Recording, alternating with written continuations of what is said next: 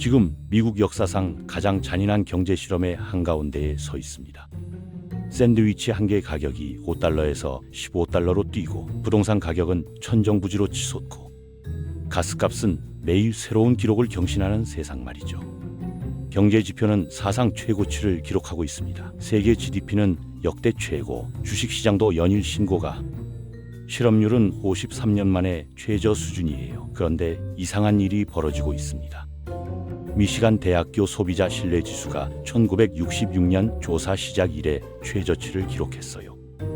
2008년 금융위기 때보다도 더 낮은 수치입니다. 이 모순이 의미하는 건 명확합니다. 경제는 호황인데 사람들은 점점 더 가난해지고 있다는 거예요. 1980년대와 비교하면 교육비는 400% 올랐고 집값은 700에서 900%나 폭등했지만 임금은 그 속도를 따라가지 못했습니다. 부모 세대가 꿈꿨던 중산층의 삶, 열심히 공부하고 직장 다니면 집 한 채 장만하고 안정적으로 은퇴할 수 있다는 공식은 이제 완전히 깨져버렸어요.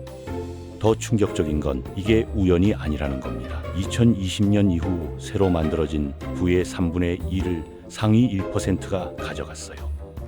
나머지 99%가 가져간 몫의 2배에 달하는 금액이죠. 역사상 최대 규모의 부의 이동이 우리 눈앞에서 벌어진 겁니다. 오늘 우리는 미국 중산층이 어떻게 무너졌는지, 그리고 왜 열심히 일해도 가난에서 벗어날 수 없는 구조가 만들어졌는지 미국의 시점에서 그 시작점부터 차근차근 짚어보겠습니다. 태어난 시기가 너무 늦어서 집을 살 수 없고 틱톡 스타가 되기엔 너무 일찍 태어났죠. 그저 샌드위치 한 개 가격이 5달러에서 15달러로 뛰는 걸 지켜보기에 딱 좋은 시대에 태어난 겁니다. 이게 바로 지금 젊은 세대가 느끼는 현실이에요. 한때 미국인의 꿈이라 불렸던 아메리칸 드림.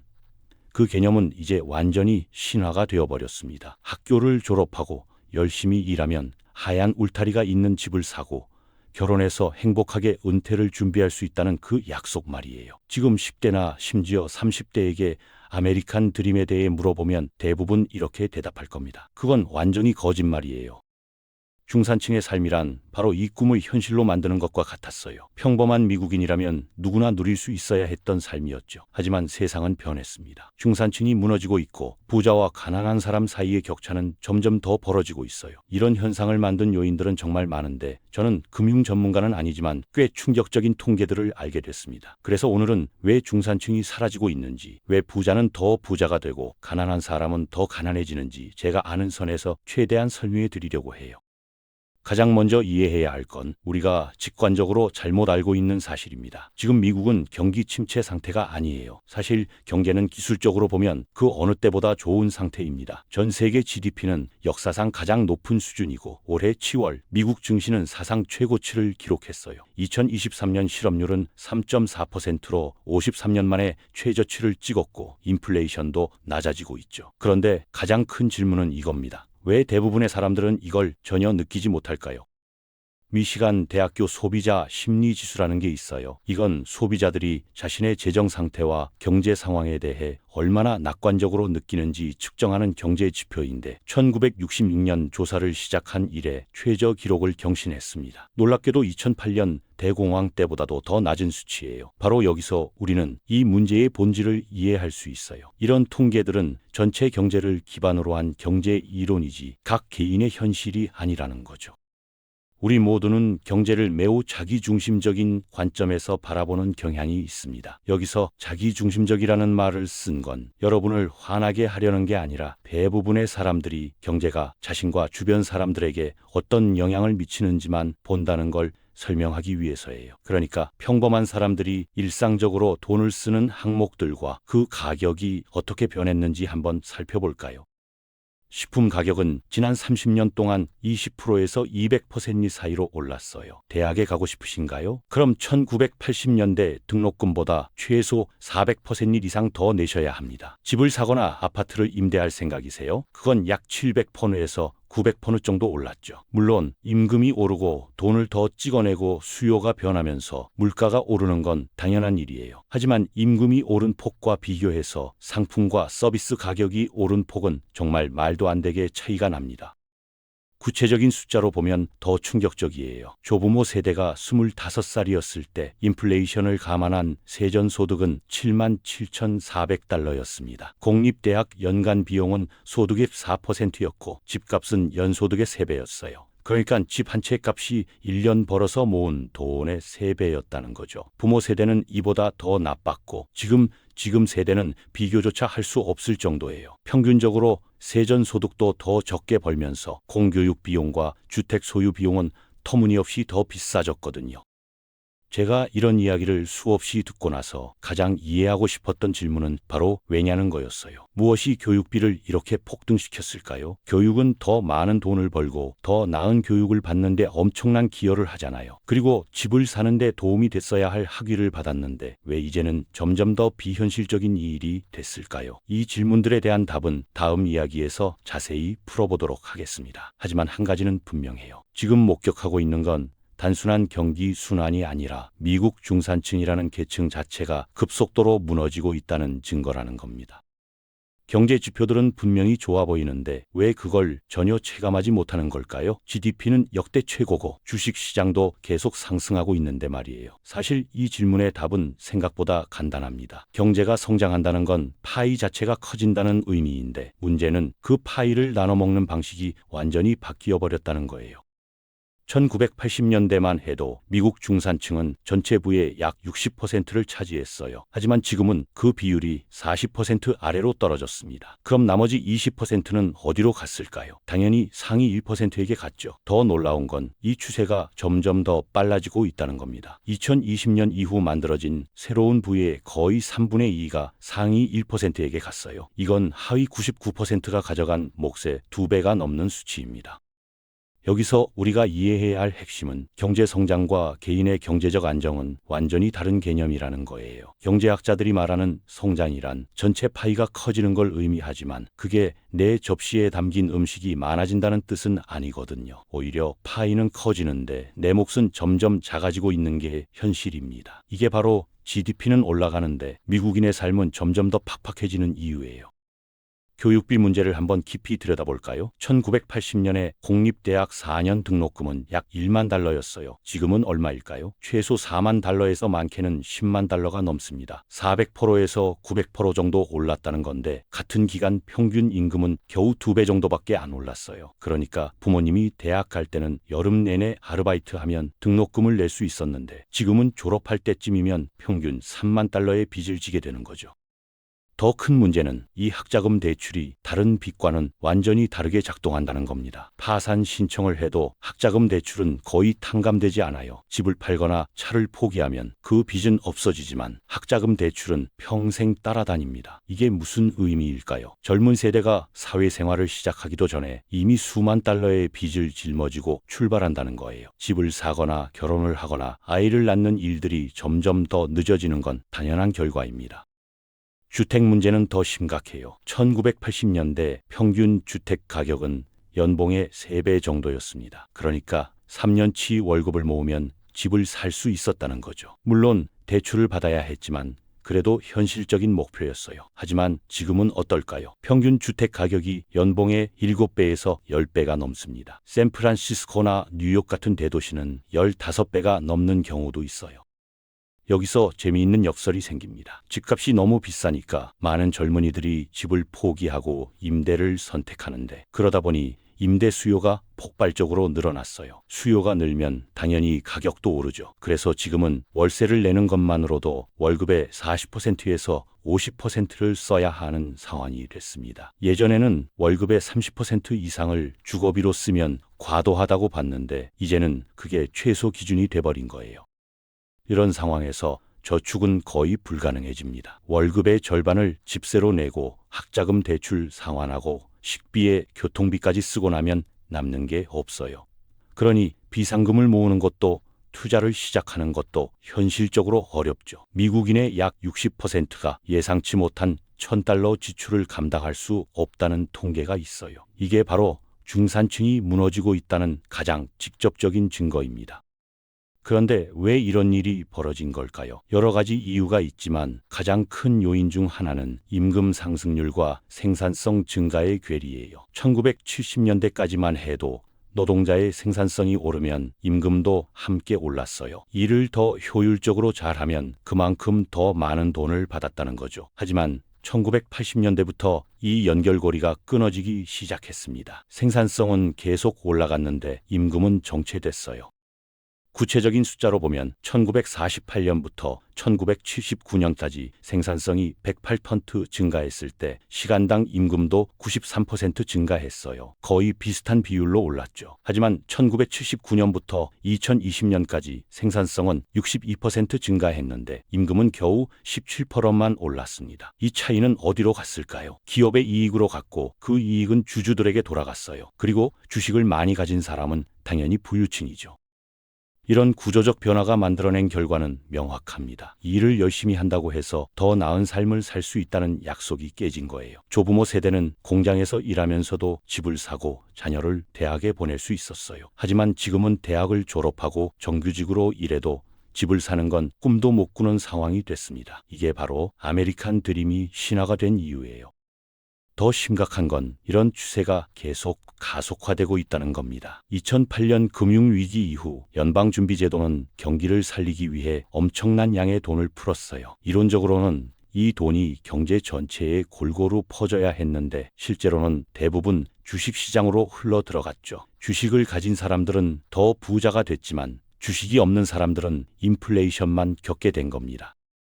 결국 목격하고 있는 건 단순한 경기 침체가 아니에요. 이건 경제 시스템 자체가 소수에게만 유리하게 재편된 결과입니다. GDP가 올라가고 주식시장이 호황을 누려도 그게 평범한 사람들의 삶을 개선하지 못한다면 그건 진짜 경제 성장이 아니죠. 그저 숫자 놀이일 뿐입니다. 그리고 이 시스템이 어떻게 작동하는지 이해하지 못하면 계속 뒤처질 수밖에 없어요. 2020년 팬데믹이 터지기 직전을 한번 떠올려 볼까요? 그때 미국의 기준금리는 약 4% 정도였어요. 많은 사람들이 이 시기에 주택담보대출을 받았고 3%에서 4% 사이의 낮은 이자율로 고정했죠. 그런데 코로나19가 전 세계를 강타하면서 모든 게 바뀌기 시작했습니다. 정부는 경제 붕괴를 막기 위해 역사상 유례없는 규모의 돈을 찍어냈어요. 미국 연방준비제도는 약 5조 달러를 경제에 쏟아부었습니다. 이게 얼마나 큰 규모인지 감이 안 오실 수도 있는데 미국 역사상 만들어진 모든 달러의 약 40%가 2020년과 2021년 사이에 찍혀 나왔다고 보시면 돼요. 이론적으로는 이 돈이 어려움에 처한 가정과 중소기업을 돕기 위한 거였죠. 하지만 현실은 전혀 달랐습니다. 대부분의 사람들은 정부 지원금으로 받은 돈을 당장 필요한 식료품이나 월세를 내는데 써야 했어요. 그런데 여유가 있던 사람들은 어떻게 했을까요? 그들은 이 돈을 주식시장에 투자했습니다. 그 결과 주식시장은 팬데믹 와중에도 사상 최고치를 경신했어요. 이게 말이 되나요? 전 세계가 록다운 상태였고 수백만 명이 일자리를 잃었는데 주식시장은 날아오르고 있었던 겁니다. 여기서 문제가 시작됐어요. 이렇게 많은 돈이 갑자기 시장에 풀리면 당연히 인플레이션이 생기죠. 2022년이 되자 인플레이션율이 7%를 넘어섰습니다. 40년 만에 가장 높은 수치였어요. 식료품 가격이 치솟고 기름값이 폭등했죠. 연방준비제도는 이 인플레이션을 잡기 위해 어쩔 수 없이 금리를 올려야 했습니다. 금리가 오르면 어떤 일이 벌어질까요? 새로 집을 사려는 사람들은 훨씬 더 높은 이자율로 대출을 받아야 해요. 2020년에 3%로 대출받을 수 있었던 사람들이 이제는 7%나 8%를 내야 하는 상황이 된 거죠. 같은 집을 사는데 이자만 2배 이상 내야 한다는 뜻입니다. 월 상환금으로 따지면 수백 달러에서 1000달러 이상 차이가 나요.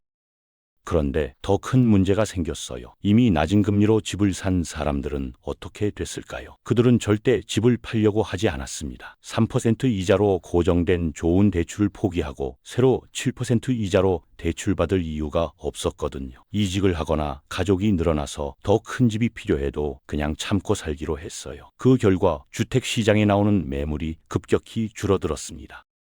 공급이 줄어들면 어떻게 될까요? 당연히 가격이 오르죠. 집을 사고 싶어 하는 사람은 여전히 많은데 살 수 있는 집은 없으니 남아있는 몇 안 되는 매물의 가격이 천정부지로 치솟았어요. 팬데믹 이후 주택 가격은 평균 3%에서 40% 이상 올랐습니다. 이미 비쌌던 집값이 더 비싸진 거예요. 집을 살 수 없게 된 사람들은 어디로 갔을까요? 당연히 임대 시장으로 몰렸죠. 그러자 임대 수요가 폭발적으로 늘어났고 월세도 덩달아 급등했습니다. 2020년부터 2023년 사이 평균 월세는 약 30% 정도 올랐어요. 어떤 지역은 50% 이상 오른 곳도 있었죠. 집을 사는 것도 불가능하고 월세도 감당하기 어려운 상황이 된 겁니다. 여기서 우리가 이해해야 할 핵심은 이 모든 게 연결돼 있다는 거예요. 정부가 돈을 풀었고 그 돈이 주식시장으로 흘러갔어요. 인플레이션이 생겼고 금리가 올랐죠. 금리가 오르니 주택시장이 얼어붙었고 그 결과 임대료가 폭등했습니다. 이 모든 과정에서 부자들은 더 부자가 됐고 평범한 사람들은 더 어려워졌어요.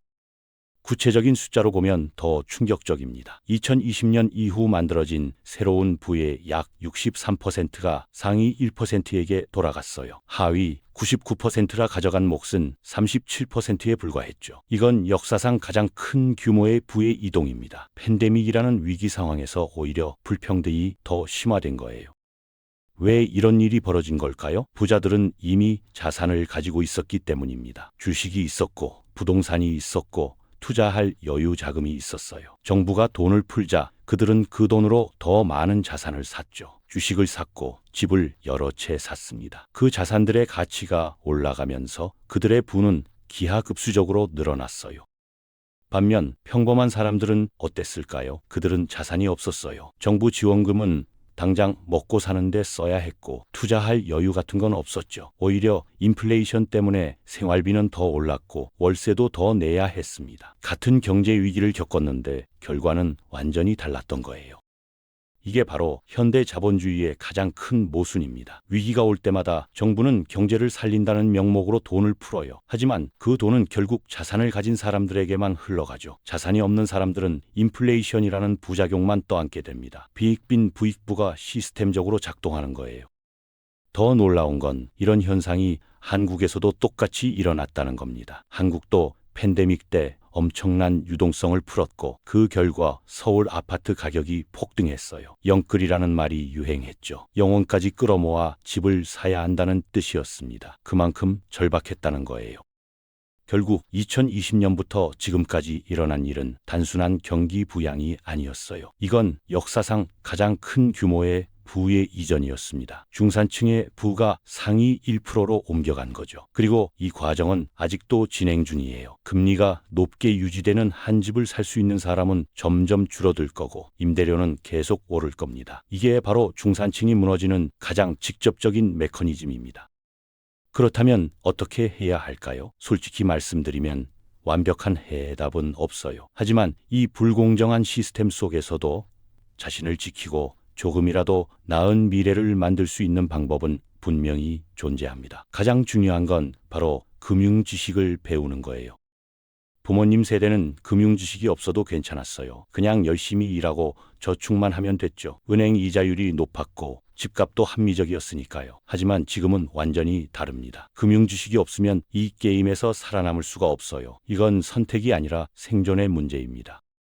많은 젊은이들이 부모님과 함께 사는 걸 부끄러워하는데 솔직히 지금 환경에서는 그게 가장 현명한 선택일 수 있어요. 미국에서는 18살이 되면 독립하는 게 당연하다고 여겨졌지만 이제는 20대 중후반까지 부모님과 사는 게 일반적이 됐습니다. 한국도 비슷하죠. 이건 게으르거나 의지가 약해서가 아니에요. 경제적으로 합리적인 판단입니다.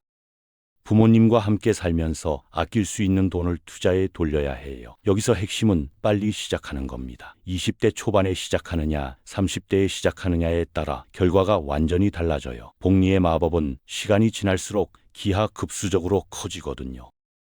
가장 안전하고 효과적인 투자 방법은 S&P 500 같은 인덱스 펀드에 투자하는 거예요. 지난 100년간 S&P 500의 평균 수익률은 연 10% 정도였습니다. 개별 주식을 고르는 것보다 훨씬 안전하고 장기적으로는 대부분의 전문 투자자들보다 나은 성과를 내죠. 매달 일정 금액을 꾸준히 투자하는 적립식 투자가 가장 좋아요. 구체적인 예를 들어볼까요? 25살부터 매달 30만 원씩 투자해서 연 10% 수익을 낸다고 가정해 봅시다. 35년 후 60살이 되면 얼마가 될까요? 약 6억 5천만 원 정도가 돼요. 본인이 넣은 돈은 총 1억 2,600만 원이지만 복리 효과로 5억 원 이상이 더 불어난 겁니다. 이게 바로 시간의 힘이에요. 하지만 여기서 함정이 있어요. 많은 사람들이 돈을 좀 벌기 시작하면 생활 수준을 바로 올려버립니다. 월급이 오르면 더 좋은 차를 사고 더 비싼 집으로 이사가죠. 이걸 라이프 스타일 인플레이션이라고 하는데 이게 부를 쌓는데 가장 큰 적이에요. 수입이 늘어날 때마다 지출도 같이 늘리면 절대 부자가 될 수 없습니다. 대신 이렇게 해보세요. 월급이 10% 오르면 생활비는 5%만 올리고 나머지 5%는 투자에 돌리는 거예요. 승진해서 보너스를 받으면 그 돈의 절반은 무조건 투자 계좌로 보내버리는 겁니다. 처음부터 없었던 돈이라고 생각하면 의외로 쉬워요. 이런 식으로 조금씩 투자 비중을 늘려가면 10년 후에는 완전히 다른 사람이 돼 있을 겁니다. 물론 개인의 노력만으로는 한계가 있어요. 아무리 열심히 저축하고 투자해도 시스템 자체가 불공정하면 따라잡기 어렵죠. 그래서 정치적인 변화도 필요합니다. 더 공정한 세금 제도, 주택 공급 확대, 교육비 지원 같은 정책들이 뒷받침돼야 해요. 한국에서는 최근 금융투자소득세 논란이 있었죠. 주식 투자로 일정 금액 이상 벌면 세금을 내게 하는 제도인데 찬반 의견이 팽팽했어요. 이런 정책 하나하나가 결국 우리 미래에 영향을 미칩니다. 동시에 자신이 진짜 좋아하는 일을 찾는 것도 중요해요. 돈만 보고 선택한 직업은 오래 못 가요. 특히 지금처럼 경쟁이 치열한 시대에는 열정이 없으면 버티기 힘들죠. 자신이 좋아하면서도 수익을 낼 수 있는 분야를 찾아야 합니다. 여기서 핵심은 시간을 내 편으로 만드는 거예요. 복리의 힘은 투자에만 적용되는 게 아닙니다. 기술도 마찬가지예요. 매일 1시간씩 새로운 걸 배우면 1년 후에는 365시간의 실력이 쌓이죠.